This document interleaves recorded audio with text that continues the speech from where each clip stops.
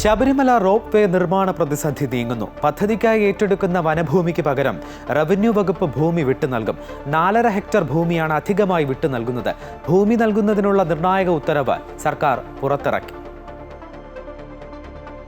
അനിശ്ചിതത്വങ്ങൾക്കും തർക്കങ്ങൾക്കും വിരാമമിട്ടാണ് ശബരിമലയിൽ rope way പദ്ധതി നടപ്പാക്കാൻ സർക്കാരിന്റെ ഭാഗത്തു നിന്നുള്ള ദ്രുതഗതിയിലുള്ള നീക്കം. വനം വകുപ്പിന്റെ എതിർപ്പുൾപ്പെടെ പരിഹരിച്ചുകൊണ്ടാണിത്.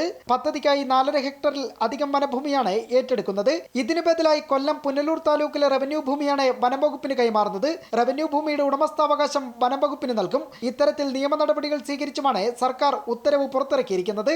കേന്ദ്ര പരിസ്ഥിതി വനം കാലാവസ്ഥാ വ്യതിയാന മന്ത്രാലയം പുറപ്പെടുവിച്ച മാർഗനിർദ്ദേശപ്രകാരം പരിഹാര വനവൽക്കരണത്തിനായിട്ടാണ് ഈ ഭൂമി വനം വകുപ്പിന് കൈമാറുന്നതെന്ന് ഉത്തരവിൽ നിർദ്ദേശിച്ചിട്ടുമുണ്ട്.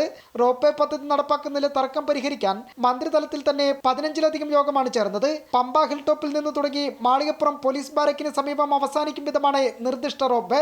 പമ്പയിൽ നിന്നും സന്നിധാനത്തേക്കുള്ള ചരക്ക് നീക്കത്തിനും അത്യാവശ്യ ഘട്ടങ്ങളിൽ ആംബുലൻസ് സർവീസായും റോപ്പ് വേ ഉപയോഗിക്കാനാകും. 2.8 കിലോമീറ്റർ നീളം വരുന്ന റോപ്പ് വേ നിർമ്മാണത്തിന് 150 കോടി രൂപയാണ് ചെലവ് പ്രതീക്ഷിക്കുന്നത്. അമൃത ന്യൂസ്, തിരുവനന്തപുരം.